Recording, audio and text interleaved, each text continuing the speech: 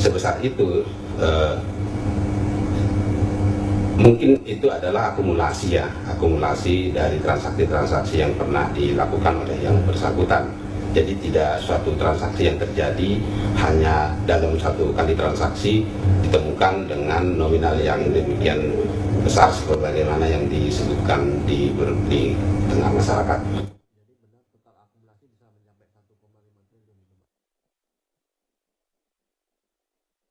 Mabes Polri terus mendalami aliran dana dari transaksi Aibtu Labora Sitorus yang jumlahnya 1,5 triliun rupiah. Sejauh ini Polri telah memblokir 60 rekening Aibtu Labora Sitorus untuk pengembangan penyelidikan. Selain itu, pihak kepolisian tetap menelusuri apakah Aibtu LS melakukan transaksi ke petinggi polisi lainnya. Sebagian aliran sudah kita ketemukan, makanya penyidik sudah memblokir 60 rekening.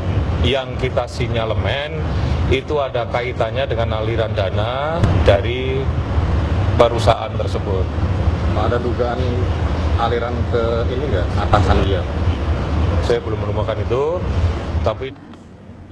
Sementara itu, pihak Kompolnas membantah bahwa Aibtu Labora Sitorus memiliki rekening sebesar 1,5 triliun rupiah.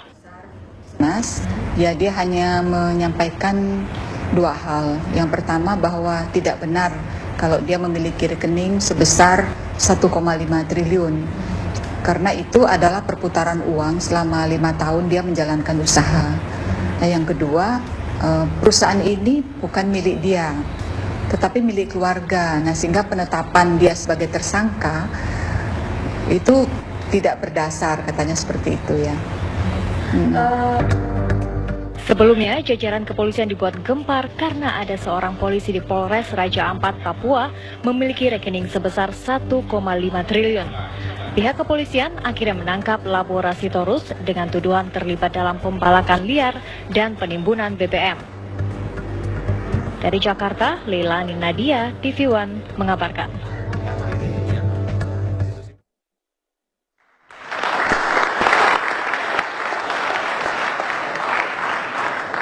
Pemirsa, kita masih di ALC, rekening gendut Bintara Polri. Sekarang Ibu Hamidah Abdurrahman, Komisioner Kompolnas. Bu Hamidah, apa yang bikin Ibu keberatan terhadap tindakan Mabes Polri? Sebenarnya sikap Kompolnas itu bukan keberatan terhadap apa yang sudah dilakukan oleh Mabes Polri.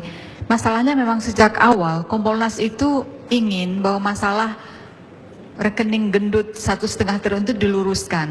Karena ini kan akan sangat mempengaruhi citra polisi.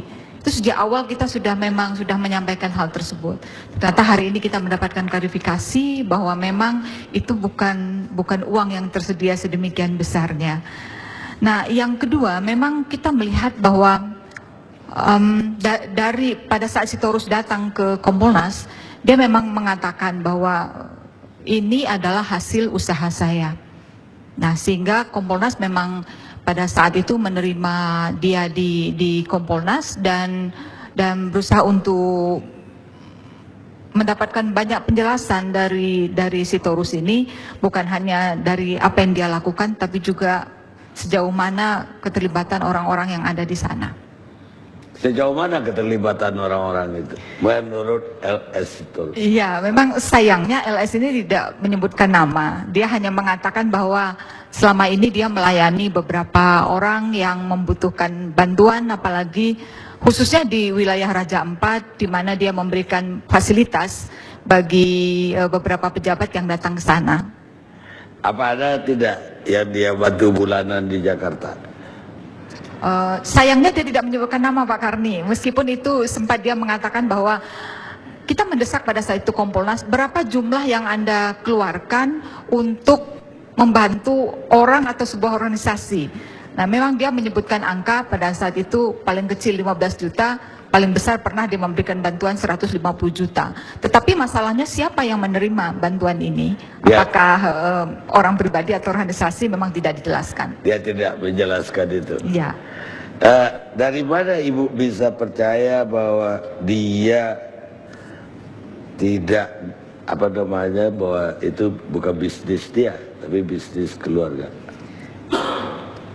Ya, Kompolnas bukan percaya begitu saja. Memang saat itu ketika LS datang ke Kompolnas, dia tidak membawa dokumen apapun, sehingga kami tidak bisa melakukan klarifikasi apakah nama dia ada atau tidak di dalam perusahaan tersebut.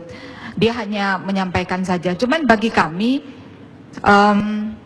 kalau dia memang itu merupakan sebuah usaha, ya mungkin itu bisa saja. Cuman karena dia seorang polisi, nah itu karena ada koridornya kan di sana. Dia seorang polisi, jelas ada peraturan pemerintah nomor 2 tahun 2003 yang melarang polisi melakukan bisnis. Nah disitulah letak kesalahannya Sitorus, saya kira. Tidak tegas di dalam peraturan pemerintah itu bahwa yang dimaksud itu bisnis.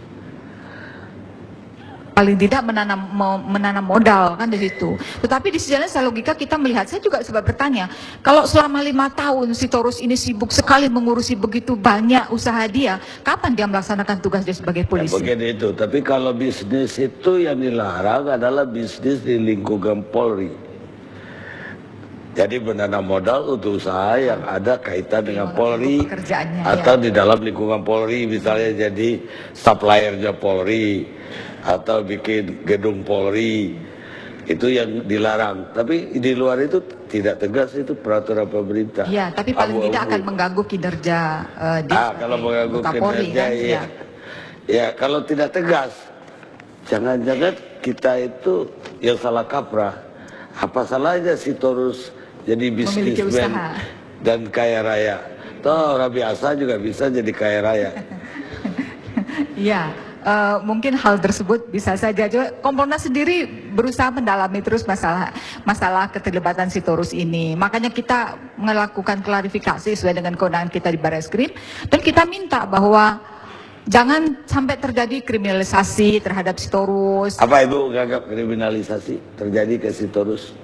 Ya, misalnya ada apa ya namanya, penyalahgunaan tindak pidana yang memang dipaksakan kepada dia gitu. Misalnya? Seperti yang dia sampaikan kepada kami tentang usaha kayu, gitu. Dia memiliki izinnya. Cuman lagi-lagi saya katakan bahwa kami belum sempat melakukan verifikasi dokumen. Baik, keberatan Ibu terhadap penangkapan di Kompolnas kenapa?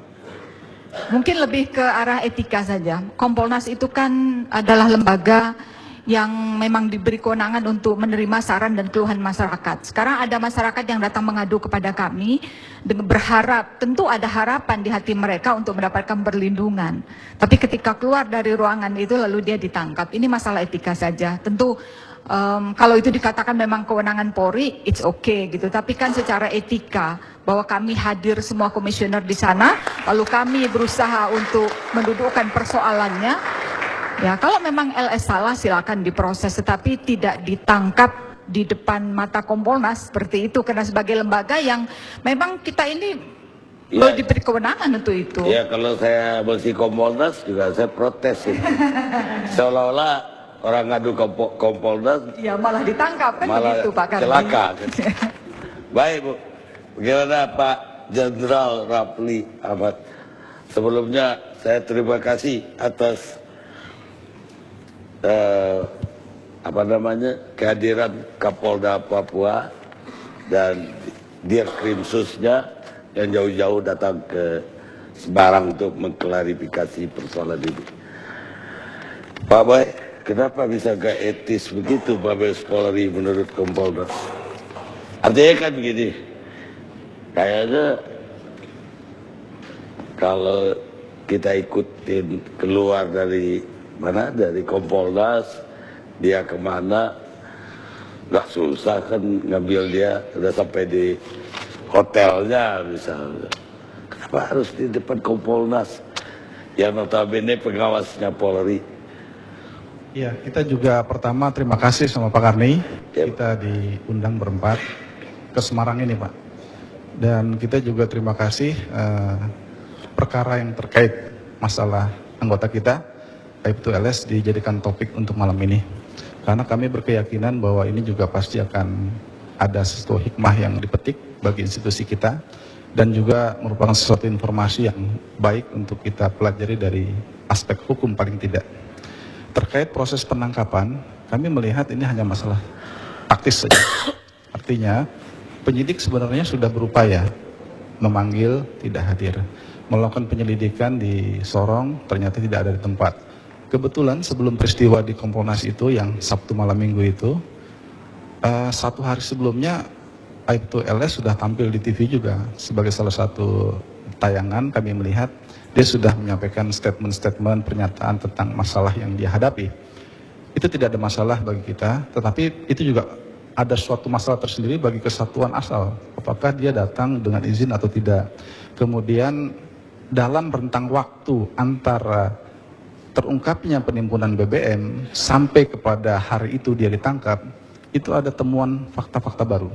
Yang akhirnya kalau kita berdasar kepada terkait Undang-Undang 22/2001 untuk minyak dan gas bumi, itu memang ancaman hukuman di bawah 5 tahun. Tetapi yang berkembang adalah masalah dugaan adanya pembalakan liar. Oleh karena itu alat bukti yang ada itu sangat cukup untuk melakukan upaya paksa penangkapan terhadap LS. Dan Pak Kabar Eskrim sendiri sudah menyampaikan permohonan maaf kepada Kompolnas atas bisa saja suasananya tidak nyaman bagi Kompolnas terkait penangkapan di depan kantor Kompolnas. Tapi sekali lagi bagi penyidik itu hanya masalah taktis. Artinya dilihat yang paling efektif, efisien ketika proses pencarian tidak ketemu dan kebetulan berada di dekat dari Mabes Polri. Jadi penyidik Mabes Polri yang memang ditugaskan oleh pimpinan membackup Polda Papua tentu tidak ingin menyia-nyiakan masalah ini. Baik, kembali ke yang saya diskusikan dengan Ibu Hamidah tadi. Nggak ada loh larangan polisi berbisnis di luar lingkungan Polri. Yang menjadi pokok persoalan kan saat ini begini Pak Karya. Ada 2 perusahaan, PT SAW dan PT Rotua. Perusahaannya sah, ada badan hukum, aktenya jelas. Tetapi yang dipermasalahkan di sini adalah aktivitas atau operasional dari perusahaan ini yang diduga dalam proses operasionalisasi perusahaan ada pelanggaran hukum di sana. Jadi diduga ada pelanggaran hukum yang juga kemudian ditenggarai ternyata menyangkut dengan salah satu anggota kita. Jadi dalam hal ini sebenarnya fokus kita adalah ingin mengungkap kejahatan atau katakanlah predikat crime yang dilakukan oleh 2 badan hukum ini. Kebetulan saja mengembang ada fakta-fakta hukum berkait dengan anggota kita, Aibtu LS, yaitu namanya digunakan sebagai pemilik rekening atau tempat penampungan transaksi daripada perusahaan itu. Inilah yang terus kita dalami. Bagaimana hubungan kausalitas antara 2 PT ini dengan Aibtu LS? Apakah dia hanya dimanfaatkan namanya? Apakah LS berperan besar dalam aktivitas 2 perusahaan itu? Sekali lagi ini masih dalam suatu proses pembuktian yang tentu harus kita fokus melihat dugaan pelanggaran hukum yang dilakukan oleh 2 PT. Dan kemudian di situ ternyata berkait dengan salah satu anggota Polri, Aibtu LS. Oleh karenanya kami tentu fokus kepada sana, bukan kaitan itu nomor 2. Kita analisis posisi LS sebagai anggota Polri ini dengan pendekatan peraturan di Polri. Kita punya PP nomor 2 2003 tentang peraturan disiplin Polri yang memang di dalam pasal 5 ayat D, E, F itu ada pelarangan terkait dengan aktivitas di bidang bisnis, tetapi itu dalam lingkup di internal kepolisian, kemudian menyangkut kepentingan negara, dan juga hal-hal apabila dia memiliki saham di suatu perusahaan yang melakukan aktivitas usaha di lingkungan Polri. Jadi di luar pada itu, tentu nanti akan kita lihat, apakah nanti LS ini juga menyalahgunakan posisinya dalam posisi sebagai anggota Polri untuk melancarkan usaha daripada 2 PT itu, atau seperti apa?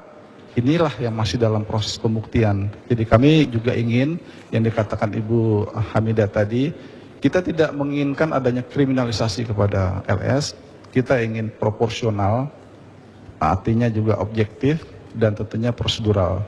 Inilah yang azas ini yang harus kita pegang, dan tentu proses pembuktian yang sedang berjalan inilah yang nanti akan kita lihat fakta-faktanya di sidang peradilan yang kita harap bisa kita saksikan bersama. Yang menarik Pak Boy, dia berusaha dari tahun 90 lah, walaupun dia udah berusaha dari 83. sampai sekarang itu udah 20 tahun lebih. Dan dia berdinas tidak pernah pindah dari Sorong. Dan usahanya semakin lama semakin besar. Terlepas tadi juga ada pengakuan bahwa dia banyak nyumbang lah ke banyak orang. Mungkin nggak sampai ke Jakarta, bisa jadi. Ini yang begini ini saya dengar banyak ini. Setiap daerah ada anggota yang memang dibiarin jadi kaya raya. Jadi bagaimana cara mengatasinya? Atau ada nggak antisipasi dari Mabes terhadap hal semacam ini? Ya, pertama kami yakin bahwa keterlibatan Aib2LS dalam kegiatan bisnis ini bukan by design, Pak Karni. Jadi ini memang suatu proses alami yang kebetulan bisa saja ya memang dia salah masuk jurusan ya. Jadi memang dia mungkin lebih bagus jadi pengusaha dan tidak jadi polisi, karena memang harus diakui, saya tidak memihak kepada LS, tetapi ini ada kelebihan-kelebihan yang dia manfaatkan dengan melihat potensi ya, kendala yang ada di Papua yang dia jadikan peluang. Di mana memang kalau kita lihat Papua sejak menjadi daerah otonomi khusus, di sana peredaran uang cukup tinggi, namun demikian aktivitas distribusi barang dan jasa memang semua bersumber dari kebanyakan dari Pulau Jawa. Dan di situ mengakibatkan peluang-peluang bisnis itu ada, termasuk terkait dengan masalah BBM misalkan. Kita ambil contoh Raja Ampat itu dulu polsek, maksud kami itu adalah kecamatan ya, sekarang sudah menjadi kabupaten dan sekarang sudah berkembang menjadi daerah wisata. Di sana ada potensi juga pertambangan. Pasti kebutuhan BBM sangat tinggi dan orang melihat itu adalah peluang bisnis. Dan Sitorus kami melihat salah satu orang yang melihat itu sebagai satu peluang. Terlepas daripada dia salah atau benar, tapi kondisi itu suatu realita yang memang sulit dipungkiri bisa. Ya, tapi yang jadi persoalan saya itu kenapa para atasan dalam 26 tahun itu membiarkan kejadian ini? Memang kalau kami mendengar informasi, Aib2LS kebanyakan bertugas di Raja Ampat. Baik itu ketika menjadi masih polsek, sampai kepada kabupaten. Artinya, Raja Ampat ini kalau kita lihat dari perjalanan dari Sorong Daratan dengan menggunakan speedboat itu bisa sekitar 5-6 jam, Pak Karni. Ini suatu daerah yang memang untuk suatu pengawasan dibutuhkan sesuatu hal yang ya, tapi pastilah Kapolresnya tahu apa yang dilakukan anak buahnya ini. 22 tahun loh, Pak. Iya. Justru itulah pimpinan Polri telah menginstruksikan kepada Pak Kabarsim untuk membantu Polda Papua. Apakah dalam proses aktivitas yang sementara kita duga keterlibatan LS dalam operasional dua perusahaan ini juga mendapatkan dukungan dari pihak-pihak eksternal atau bahkan internal. Jadi ini juga merupakan bagian yang nanti akan ditelusuri. Tetapi pada prinsipnya tentu Polri tentu sangat menyayangkan jika ada keterlibatan anggota dalam hal-hal yang sifatnya pelanggaran hukum dan bahkan justru tidak fokus kepada masalah pekerjaan. Itu sesuatu hal yang tidak diinginkan oleh institusi. Kita ingin mendorong anggota lebih profesional, kemudian meninggalkan hal-hal yang tidak efisien atau mendukung dari tugas-tugas pokoknya sebagai anggota Polri, termasuk keterlibatan dalam hal-hal lainnya. Baik, Pak. Tapi pertanyaan terakhir. Boleh setelah rehat? Satu pertanyaan aja tuh Pak Boy. Ini di media sosial, Twitter juga ke saya rame. Kok Mabes, bahkan juga ALC, beraninya ngangkat rekening gendut Bintara. Kok yang jenderal polisinya tidak ada? Ya, padahal udah pernah dihebohkan juga kan. Maksud Pak Karni itu kaitan masalah Aib2LS atau masalah lainnya? Masalah yang dilaporkan PPATK sebelumnya. Oh, yang sebelumnya ya? Yang jenderal katanya. Tentu dapat kami jelaskan. Jadi ini kalau tidak salah sekitar 2009-2010 Pak Karni ya. Jadi ketika LHA dari PPATK itu diberikan kepada Barreskrim, pada waktu itu Bapak Kapolri terdahulu, Bapak Jenderal Polisi Bambang Hendarso telah menginstruksikan kepada Bareskrim juga untuk melakukan langkah-langkah penyelidikan terhadap data LHA itu. Jadi ada tindak lanjut yang telah dilakukan. Kemudian dari dalam proses LHA itu, yang kemudian akhirnya telah juga dikirim kembali kepada PPATK, yang di dalam fakta-fakta yang ada, secara tentunya kami tidak bisa menjelaskan secara spesifik apa yang dimaksudkan fakta-fakta dalam penyelidikan itu, bahwa belum ada perbuatan melawan hukum dalam proses fakta-fakta hukum yang dikumpulkan itu. Jadi itulah yang dikembalikan kepada PPATK. Jadi sudah dilaporkan kembali kepada PPATK. Kita ingin proporsional, Pak Karni, dalam melihat ini. Jadi kesimpulan daripada peristiwa dugaan adanya kepemilikan rekening. Jadi Polri masih dalam, saya juga di debat-debat kemarin juga menganggap pencucian uang harus ada crime-nya dulu.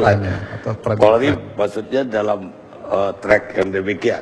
Tentu kami harus melihat itu secara proporsional, Pak Karni. Artinya kita melihat dari sisi apa sebenarnya, apakah ada perbuatan melawan hukum dalam proses kepemilikan itu yang menjadi harus kita fokus. Karena kita kan harus melihat predikat crime dari suatu peristiwa kalau kita ingin mengkaitkan dengan tindak pidana. Walaupun dana itu jauh sekali dari profil yang bersangkutan. Ya, itu adalah suatu fakta yang kita laporkan kepada PPATK, realitas. Kita rehat sejenak.